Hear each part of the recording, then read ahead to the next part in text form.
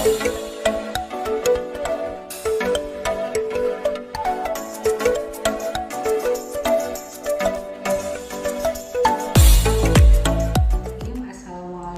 warahmatullahi wabarakatuh.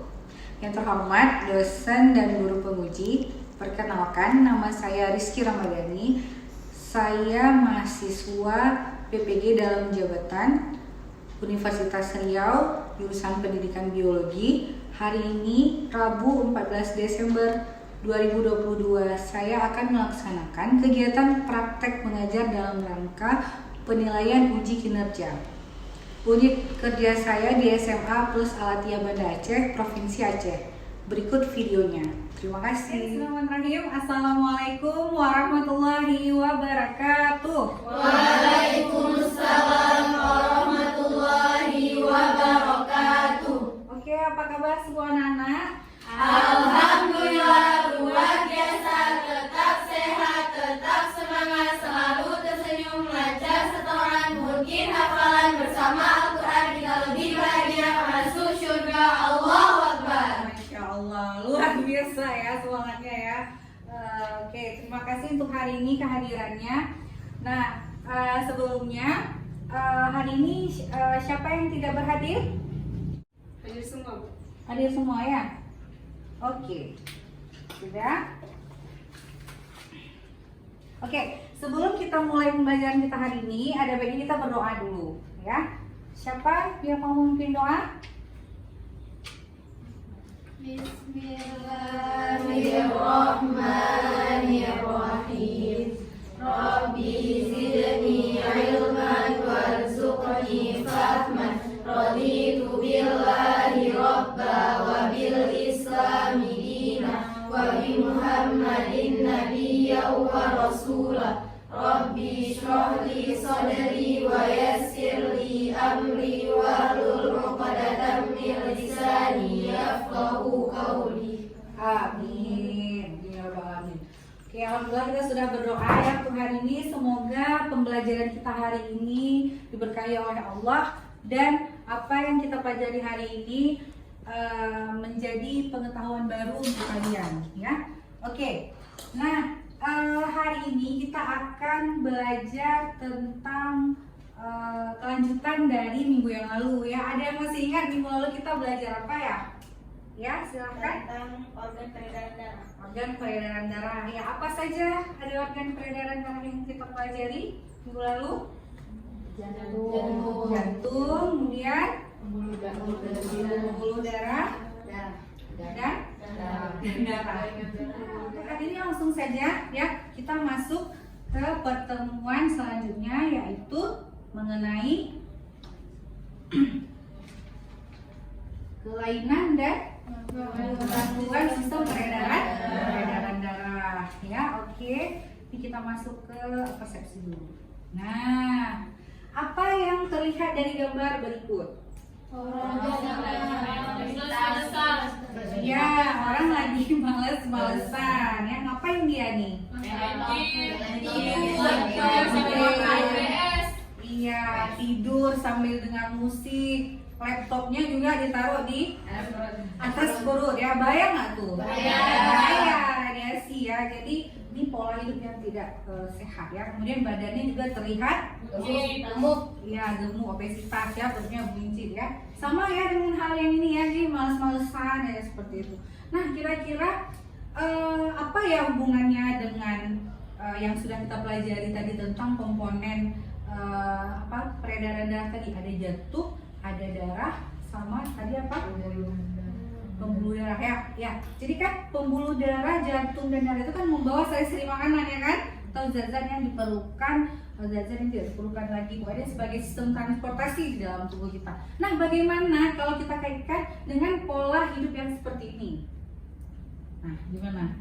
Tidak bagus. Tidak bagus. Iya, tidak bagus ya. Iya, gimana? Coba satu-satu dulu ya. Iya, silakan. Nah, tadi apa jawabannya? Penyumbatan lemak. Iya, kan terjadi penyumbatan lemak. Karena ini kan obesitas ya kan. Kalau obesitas itu pasti dia identik dengan yang namanya lemak. Jadi kalau misalnya lemak terlalu banyak dalam tubuh kita, dia akan menyumbat, ya kan? Akan menyumbat pembuluh darah dan nantinya akan terjadi banyak penyakit, ya. Oke. Selanjutnya, mari menebak gambar. Kenali aku. Nah, ada yang pernah lihat nggak di gambar apa? Atau yang kalian pernah mengalami? Pernah. Gimana? Lokasinya sama nggak di sini? Sama. Sama ya, di betis ya atau di daerah paha ya. Nah, ada yang tahu nggak ini apa sih namanya? Varises. Nah, varises ya. Jadi varises itu kira-kira kenapa ya? Karena Kesemutan terlalu lama berdiri. Ini apa yang biru-biru nih? urat. Ya kalau dalam bahasa kita kan urat, tapi kalau dalam bahasa biologinya tuh pembuluh darah, khususnya vena. Kenapa dia nampak? Karena kemarin kita udah belajar vena itu dia dekat dengan permukaan kulit. Kalau arteri nggak nampak ya kan? Karena dia dalam, di dalam dia jauh dari permukaan kulit. Oke. Nah jadi ini biasanya kalau mau masuk apa namanya tuh? Ya, masuk pori itu nggak boleh varises ya, dicek ya. Atau enggak. Nah, sekarang ini gambar apa? Jantung. Ini pembuluh darah ya. Nah, di sini ini aliran darah normal. Nah, ini ada aliran darah terhambat. Kenapa ya bisa dia terhambat ya? Karena ya itu hubungannya sama tadi ya, benar. Good job. Tepuk tangan dulu untuk kawannya. Masih apa namanya semua. Nah, ini ada yang kuning-kuning nih, apa ya kira-kira nih? Lemak. Jadi kenapa apa hubungannya aliran darah terhambat tadi dengan lemak? Karena ya, jadi alirannya menjadi kurang lancar atau terhambat. Kira-kira kalau misalnya pembuluh darah kita itu dihambat oleh lemak, itu menyebabkan gangguan nggak? Gangguan. Fatal nggak gangguan? Fatal ya. Penyakit jantung yang kita kenal ya. Nah, itu yang suka makan lemak. Nah, yang suka makan lemak jarang olahraga ya. Hati-hati. Oke, kemudian selanjutnya nih gambar apa? Tensi untuk mengukur apa? Ya. Ada yang tahu nggak tekanan darah normal berapa? 120. Kalau pada laki-laki berapa normalnya? 120 ya. Ya, kalau pada perempuan biasanya dia 110 ya. 120 per 100, 120 per 80 itu normal ya, atau per 70. Oke, selanjutnya dari gambarnya, ada satu lagi nih tentang, nah ini ada namanya pacemaker. Nah, kira-kira ini alat dari luar ya yang dipasang ke dalam apa namanya jantung kita, pembuluh darah. Nah, ini fungsinya untuk apa ya? Ada yang pernah tahu nggak? Untuk menstabilkan jantung. Ya, benar sekali, itu menstabilkan denyut jantung. Jadi ada orang-orang yang memang denyut jantungnya itu mengalami gangguan. Nanti ada kita dapat materinya ya. Jadi dipasang alat ini untuk menstabilkan denyut jantungnya itu supaya bisa normal. Oke, kita ke tujuan ya. Nah, adapun untuk tujuan pembelajaran kita yang pertama itu mampu menganalisis kelainan dan gangguan pada sistem peredaran darah dengan tepat. Nanti ada beberapa ya yang akan kita lihat, yang akan kita kaji.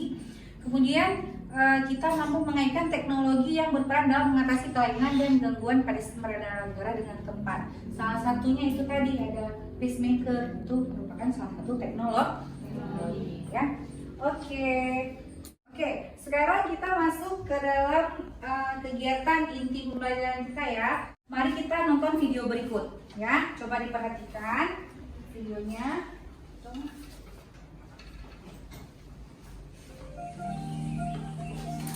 Urusin tanah semi ya. Ya lupa ya. Susternya nggak pernah ganti, udah paling jago mungkin. Makasih. Soalnya anak-anak tuh kalau itu ya apa jangan nangis kristal, paling teriak bentar.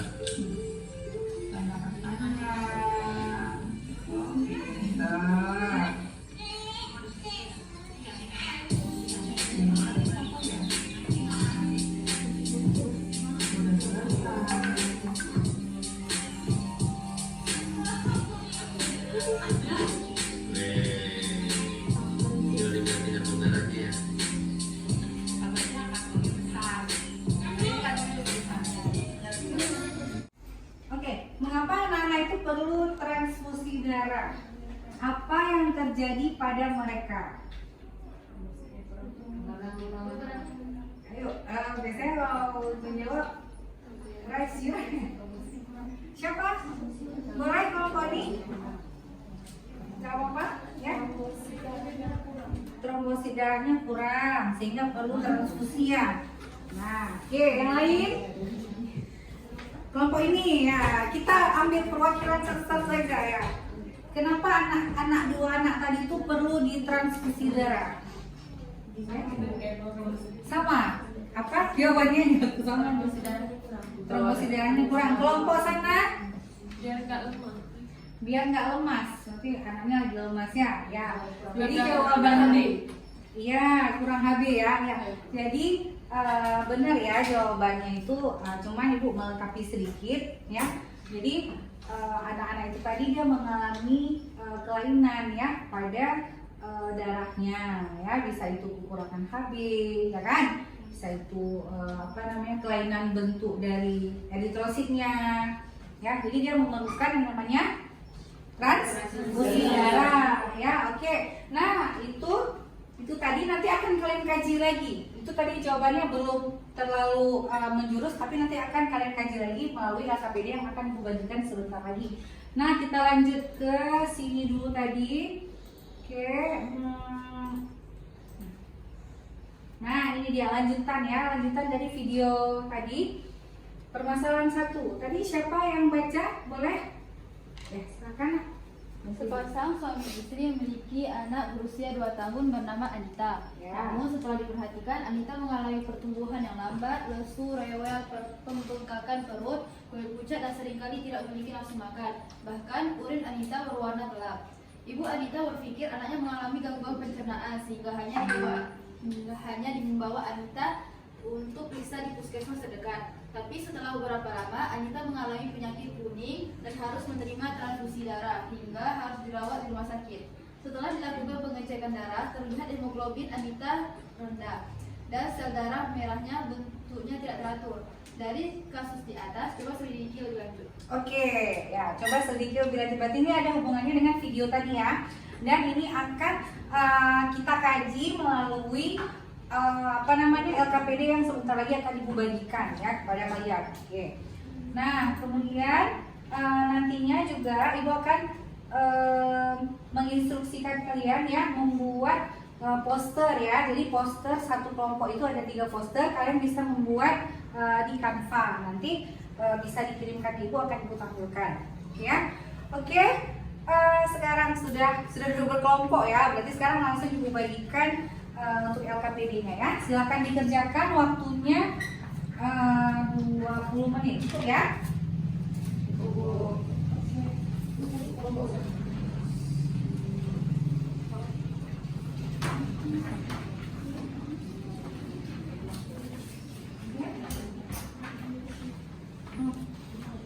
Nah, kalian bisa berbagi untuk penyelesaian LKPD-nya dan untuk pembuatan posternya ya. Nanti posternya bisa dikirim ke WA ibu. Nanti ibu tampilkan di sini. Kalian bisa kasih di depan. Oke, silahkan jika ada pertanyaan boleh ditanyakan ya. Untuk bahan bacaannya itu juga sudah ibu share melalui WA kalian ya. Bisa dibuka untuk bahan ajarnya. Itu bisa dibaca, semuanya ada di situ. Ya, silahkan.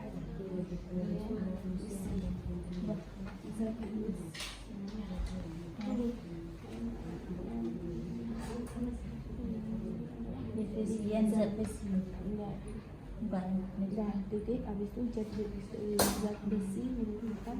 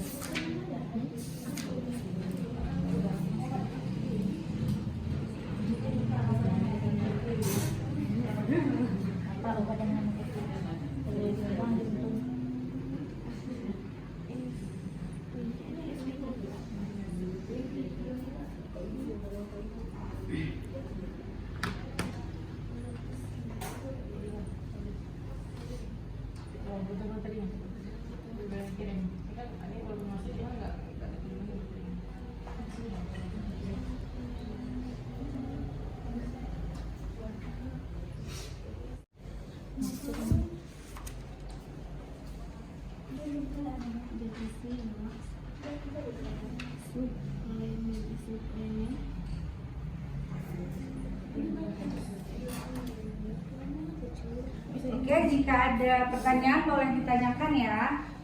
Nah, untuk teman-temannya yang lain boleh dilanjutkan untuk pengerjaan dari posternya. Untuk poster Ibu apa namanya? Silakan dibuat. Untuk 3 penyakit kan sudah Ibu kirimkan itu untuk tiap kelompok.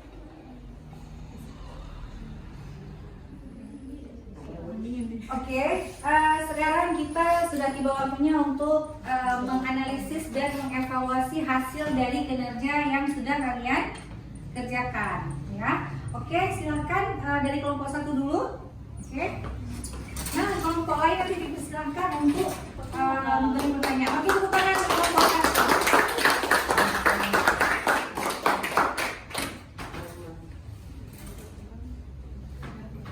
Assalamualaikum warahmatullahi wabarakatuh. Waalaikumsalam warahmatullahi wabarakatuh. Kami dari kelompok 1 yang akan mempresentasikan hasil diskusi kelompok kami mengenai gangguan pada sistem peredaran darah. Hasil LKPD kami akan dijelaskan oleh Amara. Yang pertama adalah mengapa penyakit hipertensi dapat memacu stroke. Karena hipertensi merupakan faktor pencetus utama kejadian stroke, baik stroke hemoragik ataupun iskemik. Yang menyebabkan hipertensi adalah peningkatan tekanan darah atau perifer, sehingga menyebabkan sistem hemodinamik yang buruk, yang terjadi penebalan pembuluh darah serta hipertrofi dari otot jantung. Yang kedua, mengapa orang terlalu banyak makanan berlemak beresiko menderita jantung koroner? Karena konsumsi lemak jenuh di atas 10% dari energi total beresiko meningkatkan kadar LDL yang berperan membawa kolesterol ke pembuluh darah koroner. Pembuluh darah koroner akan mengalami penyempitan atau aterosklerosis dan dalam keadaan tertentu akan menyebabkan serangan jantung dan stroke. Oke, coba kita lihat tadi pertanyaan pertama apa? Bunyinya, Mengapa penyakit hipertensi dapat memacu stroke? mengapa penyakit hipertensi dapat memacu stroke? Apa tadi jawaban singkatnya? Karena faktor pencetus utamanya terjadi kejadian stroke, baik stroke hemoragik ataupun iskemik. karena peningkat apa tadi hipertensi itu kan tekanan darah tinggi ya. Ya, benar ya? Ya, tekanan darah tinggi. Jadi karena tekanan darahnya tinggi, otomatis pembuluh darahnya mendapatkan juga tekanan yang besar, yang tinggi pula. Nah, sehingga ketika dia besar itu dia dapat memicu yang namanya pecahnya pembuluh darah sehingga terjadinya stroke. Itu ya. Oke. Kita tepuk tangan dulu untuk jawaban pertama. Oke, dan yang kedua tadi apa? Berikut Mengapa orang yang terlalu banyak makan makanan berlemak beresiko menderita jantung koroner? Ya, tadi jawabannya karena dia meningkatkan LDL ya. LDL itu adalah lemak jahat yang ada di pembuluh darah kita sehingga dia bisa menyumbat dari pembuluh darah ya, sehingga bisa sakit jantung koroner. Oke ya, tepuk tangan untuk jawaban kedua, jawaban dari kelompok 1. Oke. Nah, sekarang untuk yang poster ya. Oke, silahkan. Berikut gambaran poster hasil diskusi kelompok kami yang akan dijelaskan oleh Zura. Ya, silahkan.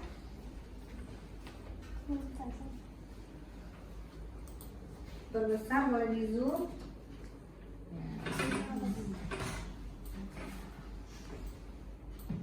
Oke, ada gangguan pada sistem peredaran darah. Gangguan pada sistem peredaran darah dapat disebabkan oleh faktor keturunan, sistem peredaran darah yang bermasalah, hingga gaya hidup yang kurang sehat. Berikut beberapa contoh dari gangguan pada sistem peredaran darah. Yang pertama itu adalah leukemia. Leukemia adalah kanker jaringan pembentuk darah, termasuk tulang sumsum. Ada banyak jenisnya seperti leukemia limfoblastik akut, leukemia mieloid akut, dan leukemia limfosit kronis. Yang kedua ada talasemia. Talasemia itu kelainan darah bawaan yang ditandai oleh kurangnya protein, pembawa oksigen hemoglobin, dan jumlah sel darah merah dan tubuh yang kurang dari normal. Yang terakhir ada aterosklerosis. timbunan plak kolesterol di dinding arteri yang menyebabkan terhalangnya aliran darah. Jika pecah, gumpalan plak menyebabkan oklusi akut arteri. Oke. Ada pertanyaan dari kelompok lain? Ya, silakan kelompok 2 dulu.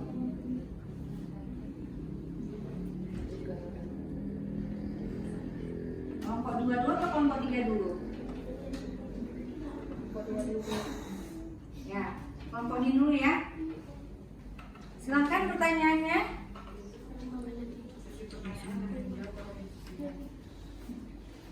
Berdiri boleh ya, yang bertanya boleh berdiri. Bagaimana penyakit thalassemia? Bagaimana penyakit thalassemia? Berarti tadi masih kurang jelas ya. Oke, silakan. Itu aja pertanyaannya. Oke, silakan diperjelas lagi mungkin untuk kelompok 1 menjawab ya pada kelompok 2. Silakan. Mungkin kami bisa diskusi dulu sebentar. Oh iya, boleh. Silakan.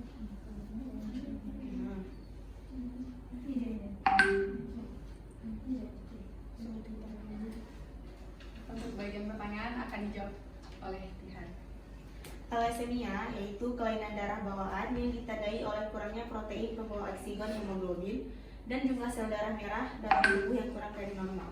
Ya. Jadi apa tadi thalassemia?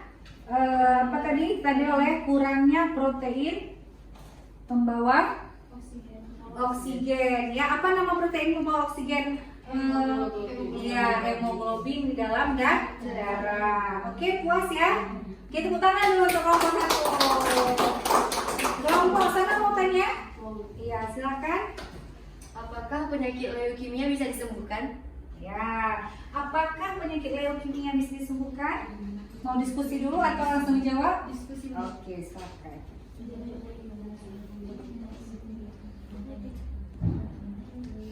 Kami akan menjawab pertanyaan dari kelompok 3. Apakah leukemia bisa disembuhkan? Kini penanganan terhadap leukemia semakin baik, di mana penderita dapat punya harapan sembuh dengan terapi rutin sehingga kanker darah bisa sembuh. Terapi rutin yang umumnya dilakukan adalah kemoterapi. Ya, bisa diterima? Bisa. Oke, pertambahan sedikit ya. Jadi memang asal namanya kanker itu sebenarnya dia tidak bisa disembuhkan lah. Tidak bisa disembuhkan lagi, tetapi kita bisa mengontrol pertumbuhan dari sel-sel kankernya. Dengan cara apa? Dengan salah satunya adalah kemoterapi dan afirmasi positif dari orang yang sakit. Ya kan? Jadi kalau orang yang sakit itu dia kanker khususnya harus memiliki semangat hidup dan juang yang tinggi ya. Jadi pikiran positif itu dia bisa, tapi dia tidak bisa disembuhkan total, tapi bisa meminimalisir gejalanya ya. Oke, udah ya, kita tepuk tangan yang meriah untuk kelompok 1. Oke, posternya juga silakan ditutup. Oh, belum tutup ya. Dan dari kelompok kami, terima kasih atas segala perhatiannya. Kurang dan lebih kami mohon maaf. Sekian, assalamualaikum warahmatullahi wabarakatuh. Waalaikumsalam warahmatullahi wabarakatuh. Oke, terima kasih buat kelompok 1 untuk presentasi yang luar biasanya ya. Oke, sekarang kita lanjutkan kelompok 2. Silakan. Assalamualaikum warahmatullahi wabarakatuh. Waalaikumsalam warahmatullahi wabarakatuh. Kami dari kelompok 2 yang mempresentasikan tentang gangguan pada sistem peredaran darah. Ya. Selanjutnya akan membacakan soal dan jawaban oleh Syahira. Seorang penderita anemia diberikan dokter obat yang mengandung Fe. Mengapa? Zat besi adalah suplemen yang bermanfaat untuk mencegah dan mengatasi anemia defisiensi. Zat besi merupakan mineral yang berperan penting dalam pembentukan hemoglobin. Hemoglobin adalah bagian dari sel darah merah yang mengantarkan oksigen ke seluruh jaringan tubuh. Soal yang kedua. Bobby lahir dengan cacat jantung bawaan. Oleh karenanya, Bobby harus melakukan transplantasi jantung. Bagaimana proses transplantasi jantung itu dilakukan? Sebelum operasi, pasien diberi anestesi. Sebelum dioperasi, transplantasi, pasien diberi anestesi agar tak sadarkan diri.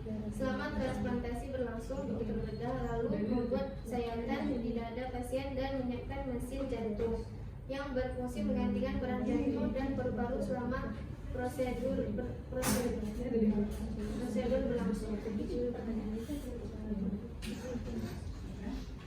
Sudah? Oke, untuk tadi soal yang pertama apa? Biar kita luruskan. Seorang penderita anemia diberikan dokter obat yang mengandung Fe. Mengapa? Ya, mengapa orang yang mengalami anemia ya itu diberikan obat yang mengandung Fe? Tadi apa jawaban dari kelompok 2? Karena Fe itu apa tadi? Lupa. Untuk pembentukannya, pembentukan proteinnya. Ya benar ya. Jadi jawaban mereka karena Fe itu merupakan salah satu Fe itu zat besi ya. Dia merupakan komponen untuk untuk mengikat oksigen. Jadi kalau misalnya dia tidak diberikan Fe berarti sel darahnya kurang kemampuannya dalam mengikat oksigen. Oke, jawaban nomor 2 tadi mekanisme dari transplantasi jantung ya. Ya, itu kan pertama dibius dulu tadi ya, dari kelompok dibius dulu, kemudian disayat di bagian dadanya ya, kemudian ada ya mesin untuk pengganti dari kinerja paru-paru ya. Jadi transplantasi jantung itu adalah pencangkokan jantung ya, ya gitu ya, benar ya. Oke, jadi dimasukkan jantungnya, maksudnya jantungnya itu dari luar dipasang kembali seperti itu ya. Oke, untuk pertanyaan dua saja kan? Oke, silakan selanjut untuk yang poster. Saudara, saya anatomi akan menjelaskan isi dari poster ini. Ya. Salah satunya ada hemofilia. Hemofilia adalah gangguan ketika darah tidak membeku secara normal. Jika darah tidak dapat membeku dengan baik, peredaran darah melebihi atau ekstra dan internal terjadi setelah cedera atau kerusakan. Anemia sel sabit adalah sekelompok gangguan yang menyebabkan sel darah merah menjadi cacat dan rusak. Dengan penyakit sel sabit, suatu kelompok gangguan kesehatan yang diwariskan sel-sel darah sel-sel darah merah meliuk menjadi membentuk sabit. Jadi gangguan sel darah merah tuh diwarisi gitu. Jadi bentuknya itu sabit. Hipertensi adalah suatu kondisi ketika tekanan darah terhadap dinding arteri terlalu tinggi. Biasanya hipertensi didefinisikan sebagai tekanan darah di atas 40/90 dan dianggap parah jika tekanan di atas 180/20. Jadi bisa terjadi stroke. Ya. Habis itu, hipotensi adalah tekanan darah rendah yang dapat menyebabkan pingsan atau pusing karena otak tidak menerima darah dalam jumlah yang cukup. Oke, ya. Sekian dari kelompok 2 ya. Tutup dulu. Sekian dari kelompok. Oh iya, pertanyaan Ibu, maaf. Oke, jadi kelompok 2 sudah membahas tentang penyakit apa tadi? Hemofilia, kemudian anemia sel sabit, ada hipertensi dan hipotensi. Nah, apakah ada pertanyaan dari kelompok 1 dulu? Ya, silakan. Apa dampak hipertensi pada ibu hamil? Nah, apa dampak hipertensi pada ibu hamil? Oke, mau diskusi dulu? Langsung dijawab? Boleh. Dampak buruk lainnya yang dapat terjadi pada ibu hamil mengalami darah tinggi saat hamil adalah kerusakan organ. Darah tinggi yang tidak terkontrol ketika hamil dapat merusak organ-organ penting tubuh ibu hamil, termasuk otak, jantung, paru-paru, ginjal, dan hati.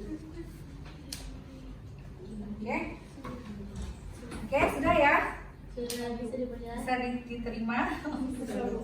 Ya, jadi buat tambahin sedikit, jadi kalau ibu hamil itu darah tinggi juga berbahaya ya, bisa berpengaruh terhadap janin yang kandungnya ya, bisa lahir prematur, Bisa juga nanti waktu lahir itu bisa pendarahan ya. Kalau pendarahan itu udah bahaya. Kalau ada pendarahan bisa menyebabkan Keguguran. ya kematian juga ya, kematian pada ibu dan janinnya ya, bayinya. Oke, selanjutnya kelompok 3 ya, silakan. Hemofilia disebabkan oleh Nah, apa yang menyebabkan penyakit hemofilia? Ya. Apa penyebab dari penyakit hemofilia? Itu pertanyaannya. Penyebab utama hemofilia merupakan masalah pada gen, alias mutasi genetik yang membuat tubuh tak cukup memiliki faktor pembukaan tertentu.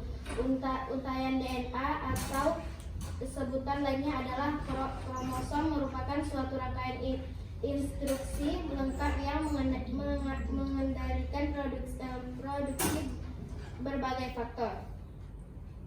Oke, gimana? Jadi jawaban dari kelompok 2, hemofilia itu penyebabnya adalah gen ya. Berarti keturunan menurut mereka. Nah, keturunan di mana sel darah apa yang menyebabkan pembekuan darah? Keping ya, keping darah ya. Ya, keping darahnya itu sukar atau dia tidak memiliki atau ada gangguan dalam faktor pembekuan darah. Oke, gimana? Bisa diterima kelompok? Oke. Sekian dari kelompok kami. Assalamualaikum warahmatullahi wabarakatuh. Waalaikumsalam warahmatullahi wabarakatuh. Ibu akan mengumumkan kelompok terbaik ya.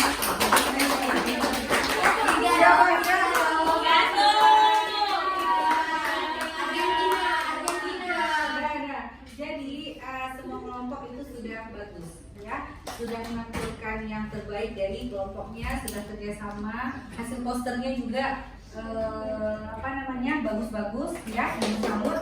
Kita tepuk tangan dulu. Oke, jadi kelompok yang terbaik, jadi di antara yang terbaik kita harus memilih yang satu yang terbaik ya. Oke, kelompok yang terbaik jatuh kepada kelompok 1.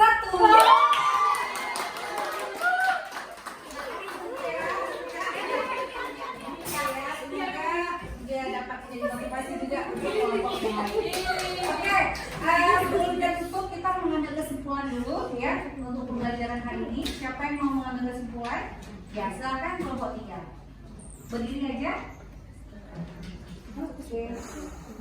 Kesimpulan dari gangguan pada sistem peredaran darah manusia adalah kelainan atau penyakit yang terjadi pada sistem peredaran atau sirkulasi darah manusia, baik yang disebabkan oleh faktor internal maupun faktor eksternal. Sistem peredaran darah berfungsi mengangkut makanan dan zat sisa hasil metabolisme. Lima cara mudah melancarkan peredaran darah dalam tubuh adalah dengan mengonsumsi makanan yang memperlancar peredaran darah, hindari kebiasaan merokok, jaga berat badan ideal, olahraga rutin, dan kelola stres. Oke, sudah? Sudah, Bu. Ya, terima kasih untuk kesimpulannya. Nah, pembelajaran kita hari ini sudah disimpulkan ya dari kelompok 3 ya. Kita akan mengadakan post test ya. Jadi silahkan buka link yang Ibu kirimkan ke grup ya. Itu ada berapa soal? Ibu lupa berapa soal yang Ibu buat, kalau nggak salah 10. Coba buka. Ya, itu ada 10 soal ya kalau tidak salah. Silahkan dikerjakan, waktunya 10 menit cukup ya, soalnya tidak panjang-panjang. Ya, silahkan dikerjakan.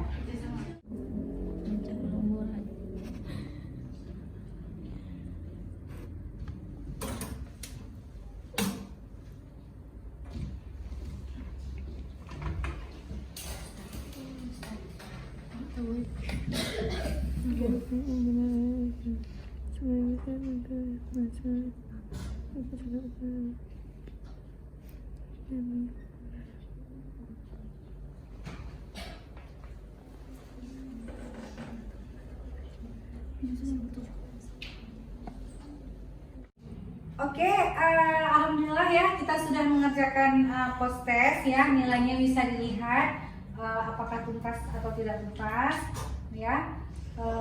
Oke, untuk pembelajaran hari ini Ibu cukupkan ya, lebih dan kurang Ibu mohon maaf. Insya Allah untuk pertemuan selanjutnya kita lanjut ke materi tadi yang berikutnya ya. Oke, dan kurang mohon maaf. Tepuk tangan buat kita semua dulu.